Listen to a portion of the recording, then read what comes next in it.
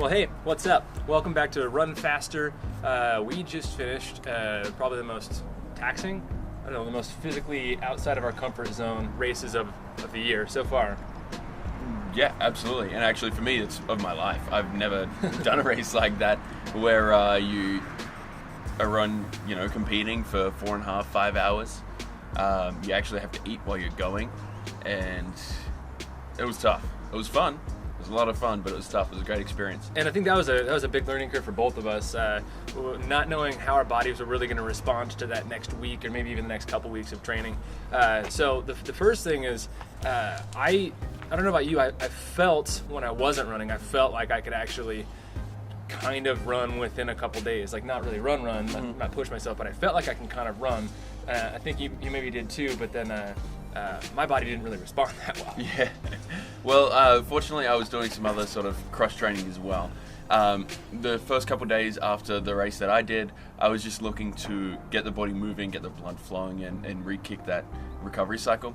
So I took obviously the day off the next day, and then did a 10 minutes of swimming, which is very little, and then 30 minutes of cycling the day after that. So the next couple days after the race, I was just focusing on active recovery.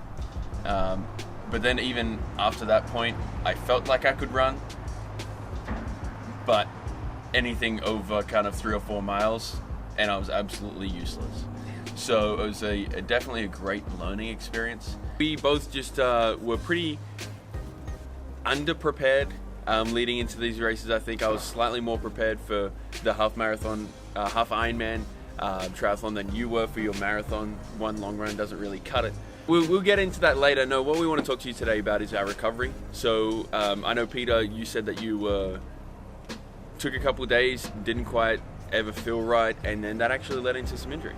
Yeah, that's right. I tried to, when I wasn't running, I felt like my body was fully recovered, but then when I would go out and try to push myself running, I actually, my body, it stayed in that kind of broken down state. It didn't get ever back to that fresh side. I like to call it being ahead of the recovery curve.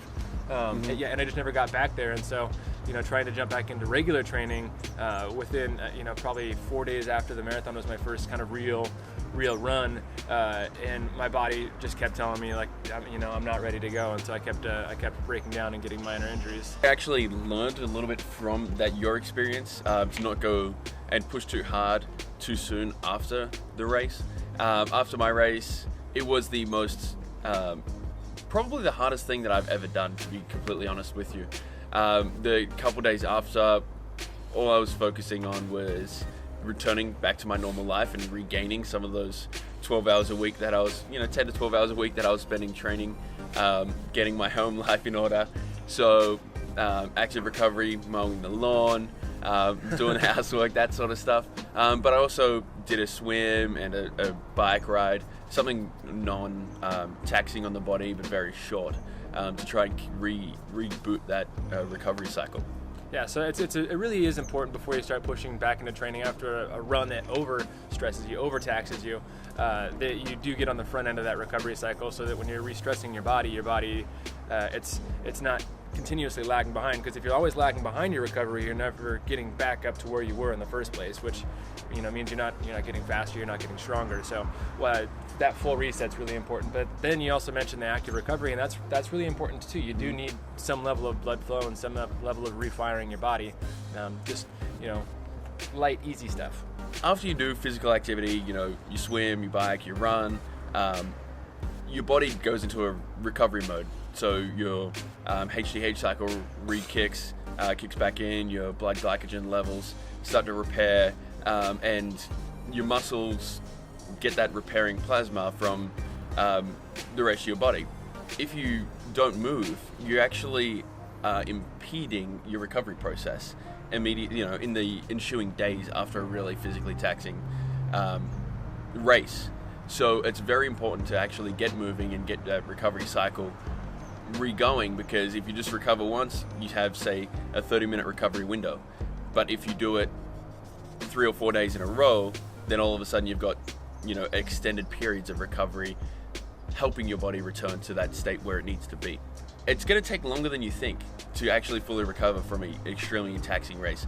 I know Peter thought he was fully recovered, went and played some dodgeball with his high school team, and actually got hurt, kind of twinged something in his hip.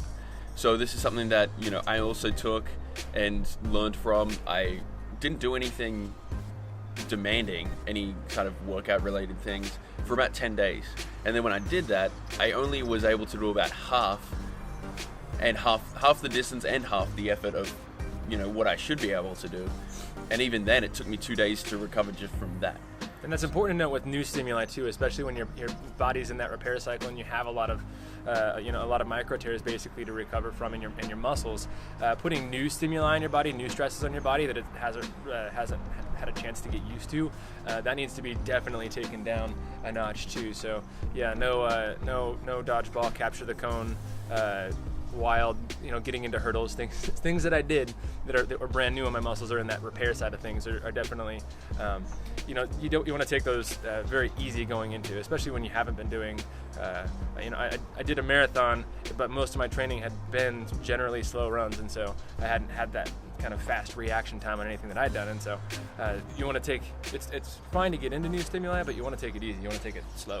You don't want to go from doing nothing but long runs to doing 400 meter work and just all that sprinting 3 times a week. You're going to get hurt. Yeah. So you really have to be aware of what's going on in your body, how your body's going to recover and react to the new stimuli, and then appropriately apply that towards your training. Yeah, and we'll go over like how to get into. I know a lot of people that are out there don't, especially if you're an adult and you didn't do track, cross country, or whatever in high school.